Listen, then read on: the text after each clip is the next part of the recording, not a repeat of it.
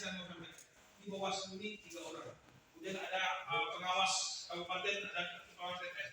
Kalau kita serahkan kepada komisioner ini saja, pemilu ini akan curang.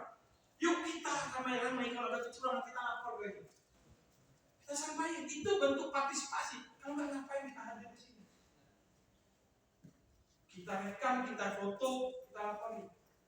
Oh itu ada money politik, oh itu ada kampanye. Kalau kita serahkan ke kawan-kawan Bawaslu, Bawaslunya hanya 3 loh.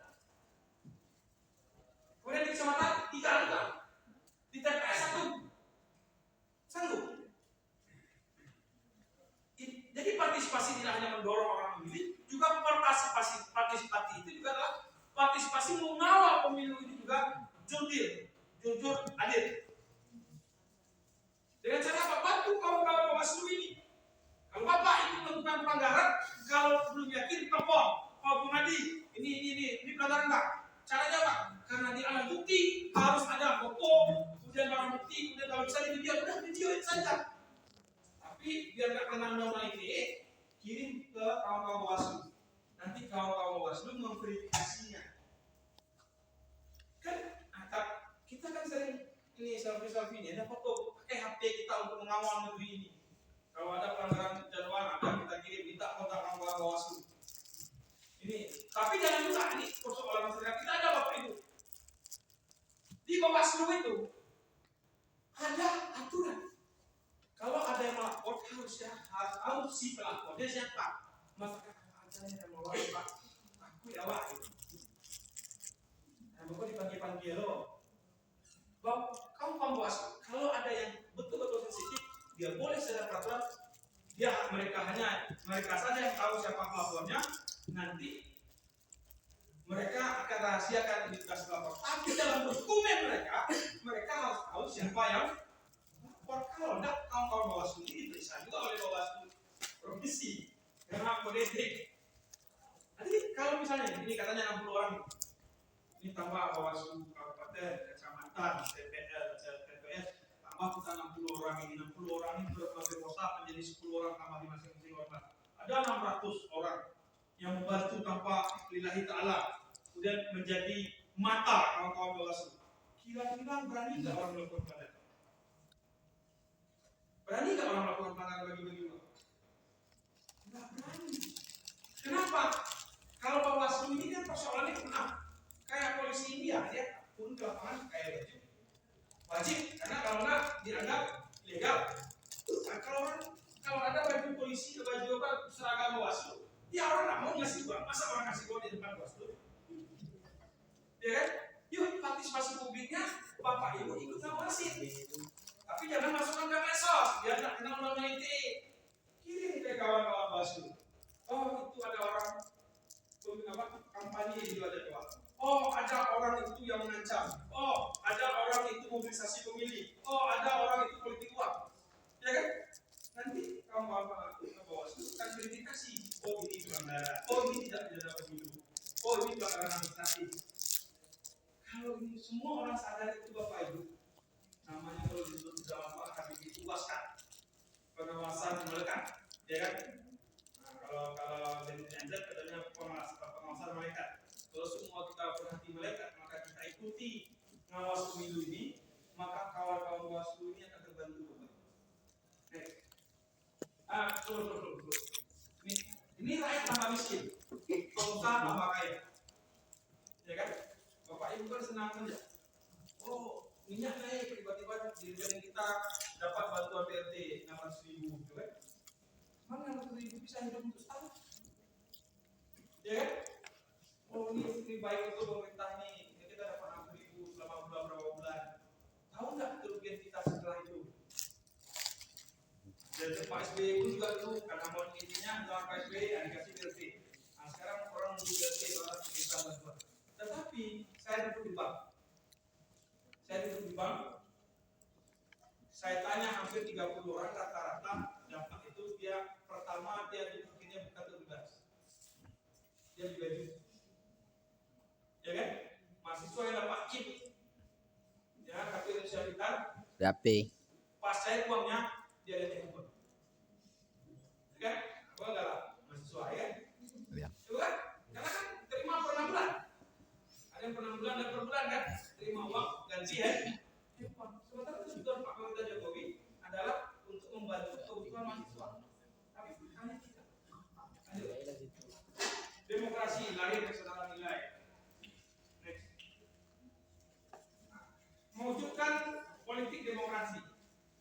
komitmen. Ini komitmen. Mau nggak kita berkomitmen mengawal negara? Cinta nggak kita dengan negeri ini? Cinta nggak apa itu? Hah? Cinta nggak agak loyo? Cinta nggak kita dengan negeri ini? Relakah kita negeri ini berkoyak-koyak? Relakah kita negeri ini akan tergadai kepada orang lain? Ini aja. Komitmen berbangsa kita. Jangan hanya tadi NKRI atau anti-NKRI atau anti, tidak cukup. Komitmen itu dilaksanakan dengan partisipasi. Tidak cukup komitmen di mulut I love you, tetapi tidak pernah ijab kabul. Ya kan? Ya kan? Tidak cukup pertama I love you saja. Sekarang perempuan itu kepastian. Partisipasi. Kita berkomitmen dalam di hati. Cuma ada partisipasi kita semua. Apa mengawal pemilu ini, pemilu berapa? Keterlibatan semua pihak kita.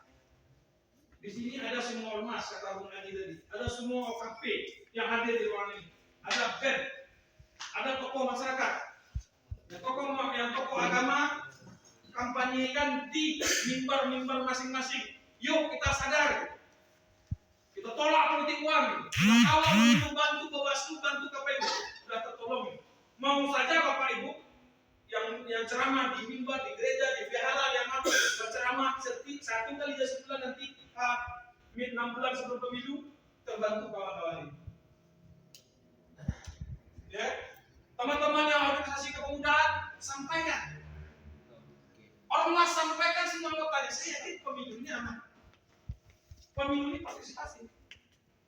Dan jangan tunggu lagi surat dari Bawaslu, tolong Khatib Jumat, tolong para pendeta di mimbarnya, enggak usah kita saja. Selipkan, misalnya dalam khotbah Jumat kan wajib mengajak kebaikan, ya kan? Sampaikan salah satu kebaikan adalah mencintai negeri ini dengan cara bertanggung jawab dalam pemilu. Kan bisa saja. Para pendeta tolong sampaikan ke jamaah.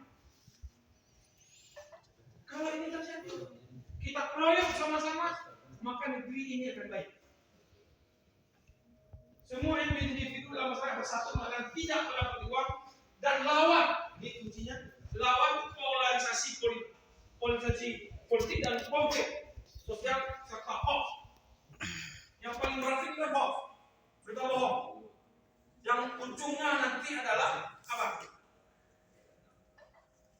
Fitnah, hate speech, ya, ujaran jahat. Ini mari kita lawan. Sampaikan di tempat kita masing-masing. Yuk, next. Pendukung partisipasi politik, pendidikan politik. Ya, ini pendidikan. Ini yang lemah di kita. Ini salah satu. Kenapa hari ini kita dihadirkan gunanya pendidikan politik? Kalau untuk pemilu saja saya sampaikan Bu Hadi dan si tadi webinar lebih hebat karena mereka menyelenggara. Pendidikan politik memberikan kesadaran kepada masyarakat betapa pentingnya pemilu itu. Kemudian ada sosialisasi politik. Kita sosialisasikan, jangan dari istilah pemilu itu hak, tapi di kewajiban. Kita sosialisasikan. Apalagi tolak uangnya caleg, pilih calegnya. Jangan itu lagi, kita tolak semua politik uang. Bantu calegnya. Ya kan, jangan minta uang mereka. Nah, gitu. Kita sosialisasikan. Kemudian budaya politik. Problem kita dari budaya politik. Kita biasa kemana-mana bawa oleh kan Pak sekarang mau bilang tangan aja di betul nggak? Akhirnya apa? Ini terframing sampai pemilu. Besok kalau perlu calegnya datang, kalau daerahnya datang, kita kasih mereka dulu. Pak, kami nyumbang 10.000 ini untuk Bapak, untuk minyak Bapak. Kalau enggak Hatta, Soekarno, para tokoh bangsa ini tidak bisa. Memang Bapak Ibu ketika Bung Karno sebelum Indonesia mereka pakai SPPD? Enggak. Hah? Ditanya bukan ada SPPD-nya enggak? Hah? Pakai SPPD. Bung Hatta, Bung Karno dan para tokoh bangsa itu, kenapa mereka belum bisa memperjuangkan bangsa ini? Karena rakyatlah yang membiayainya. Di mana mereka turun, ada orang kaya nih, ada uang. Bung Karno pindah lagi, Bung Karno jalan lagi. Setelah kita mereka, siapa yang beli pesawat? Ada orang Sumatera Barat, ada orang Aceh. Oh, ada Istana Negara. Bapak, gitu, ada sejarah yang lucu gitu. Mobil kepresidenan pertama itu Bapak Ibu tahu dari mana aslinya? Mobil presiden RI pertama itu. Apa? Berarti Bapak agak baca bukunya.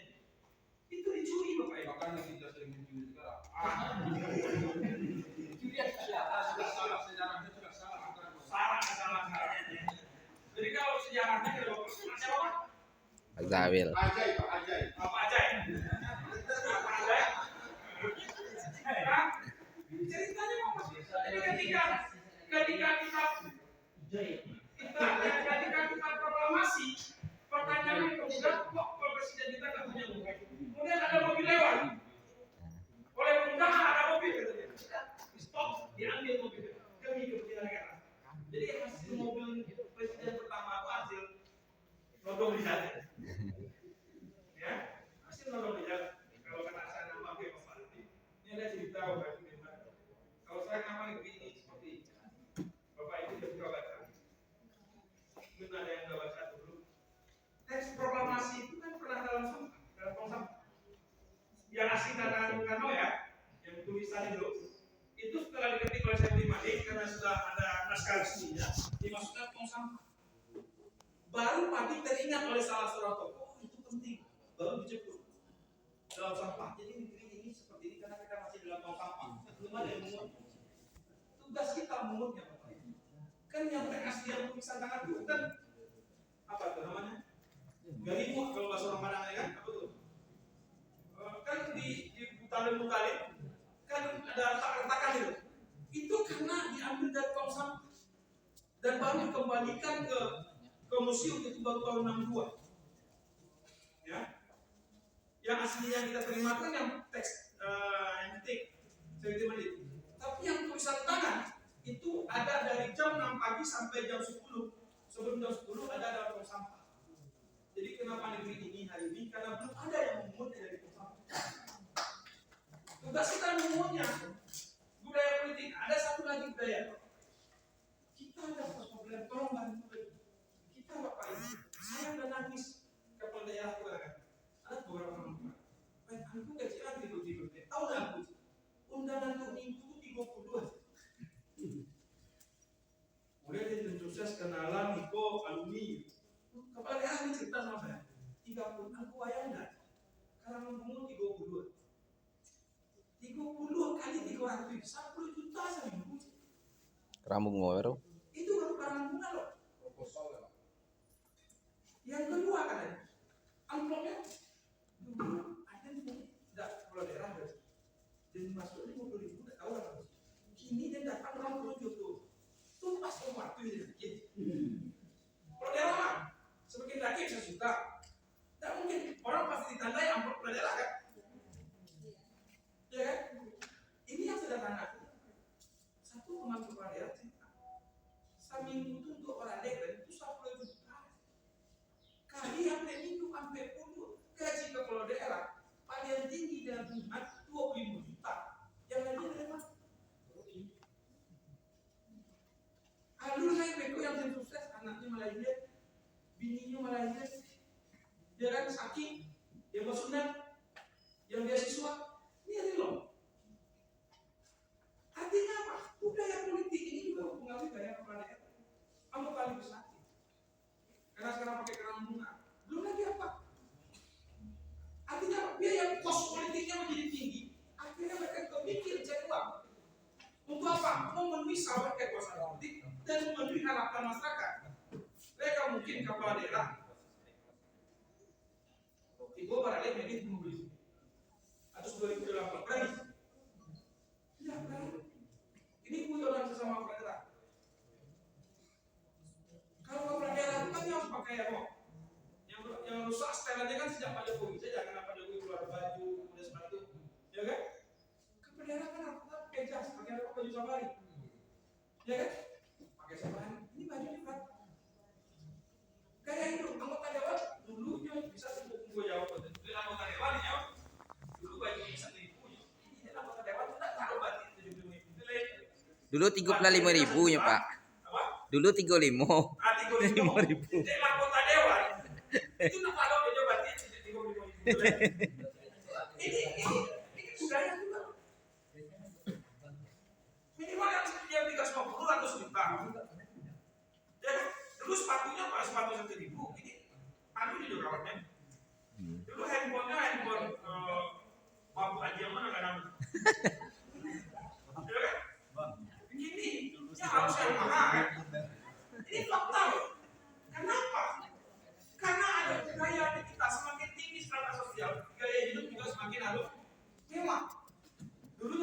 kaki lima, dia anggota dewan, dia kepala daerah, mulai lima dia harus PKB. Ini masih tetap kok di kaki lima. Di kaki maksudnya Anggota dewan itu tetap di kaki lima. nginap di hotel mewah, makanya kaki lima supaya SPP-nya usah. Oh, Luar biasa, Pak Zul. karena gini, dengan aturan permendagri yang baru, semakin banyak anggota dewan jalan, semakin teknologi. Karena kalau dengan dinasti seharian, dulu kan lusuh, sekarang enggak. Malah sekarang Bapak Ibu saya akan bersama. Beberapa daerah sebelah anggota dewannya yang balikin 70 juta, ada yang 150 juta, balikin kelebihan perjalanan. Nah, saya nggak tahu bersama. Hah? Saya nggak tahu. Next. Nah, ini Bapak Ibu partisipasinya ada kesadaran sendiri, ada sendiri kesadaran sendiri, imobilisasi. Nah, ini yang tanggung jawab kita. Tokoh-tokoh dan ormas ini imobilisasi. Ya, baik langsung maupun tidak langsung, terorganisir, tidak terorganisir, dan berkelompok. Ini model Bapak Ibu. Jadi terserah Bapak Ibu lah model mana yang penting jangan selesai ini keluar dari situ. Kemudian nanti SPBD oleh panitia atau tinggalnya juga Bapak Ibu dan Bawaslu rumah. Ada kok kecil-kecil jadi ada nonton di YouTube lah. Kalau itu Bapak Ibu ngapain tidak SPBD? Enak tidur deh. Ya, untuk tidur. Next. Nah, ini Bapak Ibu peran Bapak agama. Partisipasi menjadi salah satu indikator signifikan dalam negara demokrasi. Semakin tinggi partisipasi publik, maka semakin bagus demokrasi. Semakin tidak peduli orang terhadap pemilu, maka negerinya semakin tidak demokratis. Kemudian aktivitas warga negara untuk mempengaruhi keputusan yang dibuat oleh pemerintah. Kalau di Amerika itu atau di beberapa negara yang maju, kalau partai A bohong, besok dan dipilih lagi. Jadi di Amerika itu masih hari ini dari Partai Republik, besok dari Demokrat. Kalau Demokrat disukses, ada yang dipilih lagi. Kalau enggak, dihukum. Tapi aneh bagi saya. Ada satu provinsi dari 32 kepala daerah, 23 kepala daerahnya masuk Stumbin. masuk pas UGD KPK. Dan partainya hampir sama. Tapi partai itu menang terus di depan di satu provinsi. Ini yang goblok siapa gitu? Hah? Nah, saya lagi Google mana ini? Hampir sepertiga di satu provinsi itu partainya kepala daerahnya dari satu partai dari kader partai yang sama itu masuk ASN KPK. Tapi pemilu menang juga. Ini yang goblok apa? Kenapa? Karena pemilih kita tidak rasional. Kalau di Amerika orang partai Republik itu pemilihnya kalau dianggapnya si Trump bohong, dia nggak pilih dihukum kemarin kan. Di kita kan tak. Aku agama. Ya kan Pak Tiko, udah gitu. Pemilih itu diajarkan mana yang apa? Sehingga sekarang Bapak ini tambahan Bapak ini. Kenapa sekarang politik sekali? Tidak penting visi. Saya nggak tahu di pasangan kemarin pilkada. Saya menemukan Bapak Ibu calon gubernur Sumatera Barat tahu visi misi yang disebut PKB. Dulu orang maju visi misi itu minimal 40 lembar. Tahu Bapak Ibu visi misi kepala daerah calon gubernur Sumatera 3 lembar. 3 lembar tuh, silakan cek di situs. Kalau nggak ngomong seperti itu. Dan ada di Sumbar ini calon kepala daerah hanya selembar. Visi misi dah. Kalau dia terpilih, apa yang dia mau ini? Udah salahnya. Kenapa? Karena di undang-undang hanya bicara menyelakkan visi misi, tidak ditulis visi Materinya. Kan betul? Ya. Ya. Tapi kita hanya tidak bisa baca pikirannya. Apa programnya? Untung saja yang kedua begini banyak. Tapi di bawah Indonesia yang lain ada dia tulis karena lupa dia tulis saja dia bilang visi misi alhamdulillah terpilih jadi kepala daerah. Ada dia apa? Jadi kepala daerah kemarin. Sekarang yang terjadi itu mau kerja apa? Tahu nggak Bapak ini? Visi dan misi itu menurut undang-undang pilkada dia menurut undang-undang kemudian nanti menjadi dasar acuan RPJMD daerah. Rancangan pembangunan jangka menengah dan setelah 5 tahun dia selama menjabat. Itu titik acuan. Sekarang acuannya hanya visinya 9 kata, visinya 3 baris. Bagaimana merumuskannya dalam produk perda? Ada nggak?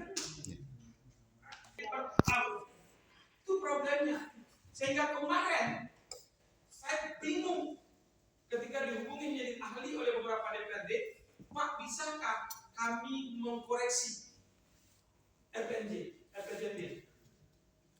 Di aturannya menyatakan visi misi kepala daerah terpilih menjadi JMD. Ini sekarang lain. Akan RPJMD itu akan dibangun. Ya kenapa? Karena visi misinya ketika mencalon tidak ada. Itu problem. Next. Ini apa? Peran pemuda agama hukum mendorong politik berakhlak sangat penting. Bapak Ibu. Next.